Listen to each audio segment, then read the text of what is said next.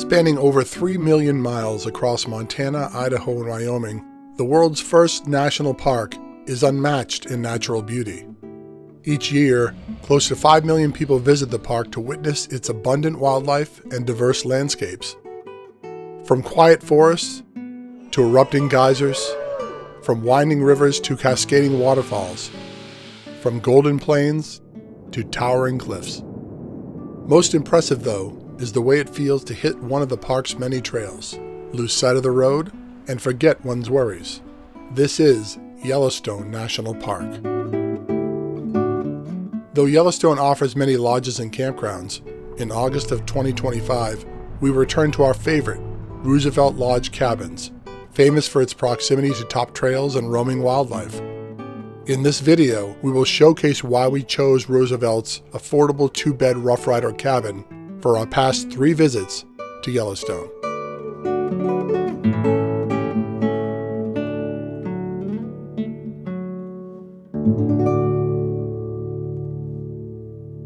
The Roosevelt Lodge Cabins are located in the northeastern region of Yellowstone. Situated in the park's Tower Roosevelt area, these cabins provide instant access to the wildlife-rich Lamar Valley. We started our journey by flying into Jackson Hole Airport in Wyoming, 50 miles south of Yellowstone. Though this airport is not the closest one to Roosevelt, the journey from Jackson Hole took us through the breathtaking Grand Tetons National Park, and then past some of Yellowstone's premier attractions, including Yellowstone Lake, Hayden Valley, and the Grand Canyon of the Yellowstone. If you go the same way we did, we suggest you grab supplies and a cooler in Jackson Hole before you enter the park. The selection is better and the cost lower. Prepare to spend a good chunk of your first day driving and enjoying the park. Just watch out for the herds of American bison along the way. The historic Roosevelt Lodge Cabins offers a classic Old West experience with more than 80 rustic cabins, available in 2 different styles, and a few buildings for guest services, all connected by a network of simple roads. There is no Wi-Fi network provided in Roosevelt, and cell service is extremely limited in Yellowstone at large, but thanks to recent cell tower construction, you may be able to obtain a weak signal in some locations around the site. Friendly staff at the registration office provide a quick check-in and orientation. Keep in mind that you'll need to use temporary parking while registering. Fortunately, Roosevelt provides a public parking lot for this express purpose. Once you've registered, you're allowed to drive to your cabin and park nearby. Small parking spaces between the cabins are reserved for registered lodgers. These spaces can accommodate most cars, but they are not assigned, so parking directly beside your own cabin may not be an option. In that case, there is additional space you can use for parking along the road near some of the cabins. Just be careful to not block traffic. The 2-bed Roughrider Cabin is a small rustic cabin with a single door, a few small windows, and a slanted roof with a metal chimney. While some Roughrider cabins sit at ground level, other cabins, like the one we stayed in, feature a short set of stairs leading up to a small porch, perfect for hanging wet clothes to dry. Our cabin also came with a simple outdoor bench, which we often employed when unpacking our car at the end of each day. 2 provided mechanical keys instead of keycards grant access to the cabin interiors, furnished with 2 double beds, 1 in each of the back corners of the room, both illuminated by a high window on the back wall. The additional fleece layer on the beds adds helpful insulation on colder nights, creating an overall comfortable sleep experience in a variety of temperatures. Between the beds is a shared bedside table with a drawer, a lower shelf, and a small but bright bedside lamp, providing additional light for reading.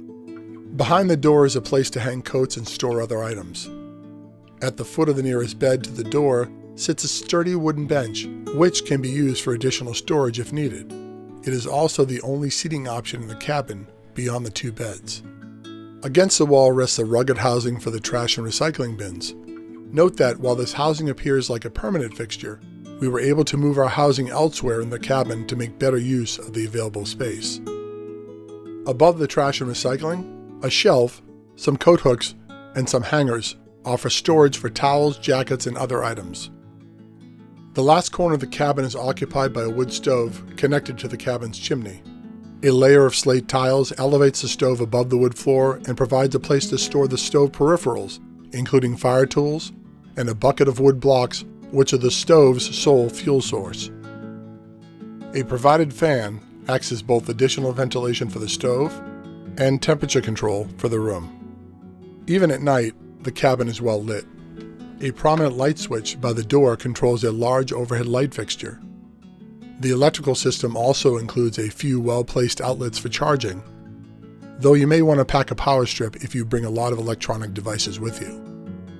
While the cabins may differ slightly, we reserved 3 cabins for our trip, and they all look virtually the same, inside and out.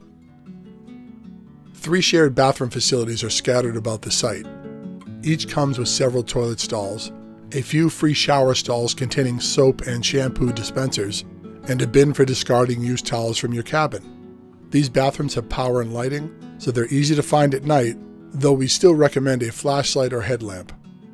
Attached to the exterior of the bathroom facility nearest to our cabin was a free ice machine and a firewood box, containing a stock of fuel for the cabin stoves and fire starter discs. These items appeared to be restocked at least once a day and could be taken from as needed. We found a simple water spigot for refilling water bottles not far from that bathroom. There are many like it installed elsewhere. Looking for more refreshments beyond cold water? The Mercantile, situated in the same small building as the registration office, is a great place to start. From souvenirs like national parks merchandise, to outdoor essentials like hiking gear, and even to sweet treats for quiet afternoons, this general store sells most of what you need to make your day in the park enjoyable and stress-free. Those seeking even more relaxation between adventures should make their way to the iconic Roosevelt Lodge at the center of the site, just a stone's throw from the Mercantile. The lodge's exterior offers a welcome sight for any weary traveler. A covered farmer's porch laden with rocking chairs overlooking the expansive Lamar Valley. There are even more places to relax inside the lodge. On the left is a lounging area and fireplace, a perfect spot for playing cards. Just to the right is the hall leading to the well-maintained public restrooms. After that is the fully stocked bar, an ideal place to unwind after hiking and exploring the park. The bar offers a wide variety of local beers and cocktails, as well as some non-alcoholic options. On the right side of the lodge is the dining area, open for all 3 meals, where travelers can sample unique local flavors and delicious combinations, enhanced by the view of the mountains through the large glass windows. If, instead, you want to dine out in the wilderness, consider booking a spot for the Old West Dinner Cookout, accessible from just outside Roosevelt's front entrance. This Roughrider dining experience takes guests away from the site by wagon train, stagecoach, or horse to Yancey's Hole, a secluded and wooded picnic area in Lamar Valley, where a hearty dinner, slow percolated cowboy coffee, and live acoustic music await them. After a night of good food and drink, and a peaceful rest in your cabin, you should be ready to go out and explore. Fortunately, there are some local trails right at your doorstep, including our favorite, the hike to Lost Lake. The trail is only a few miles round trip, accessible by switchback at the rear of the site.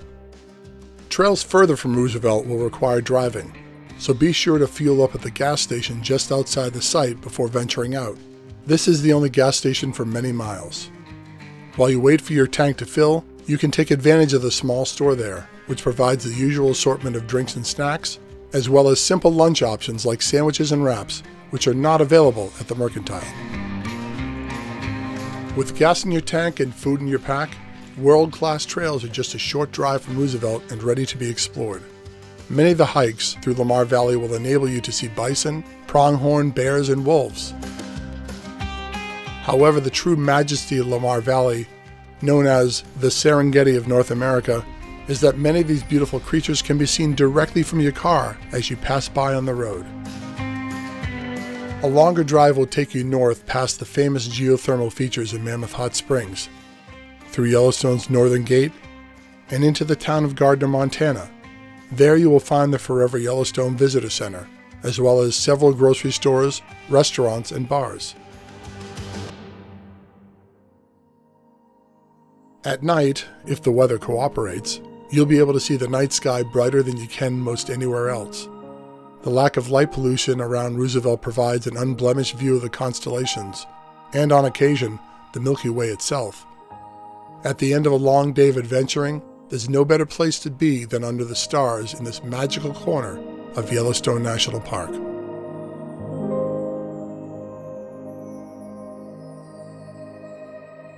The only trick, of course, is being lucky enough to reserve one of these cabins for your own trip. Their affordability makes them a tremendous value and simultaneously a commodity in high demand. The month we were aiming for was fully booked within 10 minutes of registration opening. Like we noted in our Swift Current Motor Inn room review, available on our channel, national park lodging reservations typically need to be made 13 months in advance at a specific time. Other events like the Old West Dinner Cookout also require registering in advance. For more reservation details, visit YellowstoneNationalParkLodges.com. Thank you for watching this video, and remember, the national parks belong to everybody. So take only pictures and leave only footprints.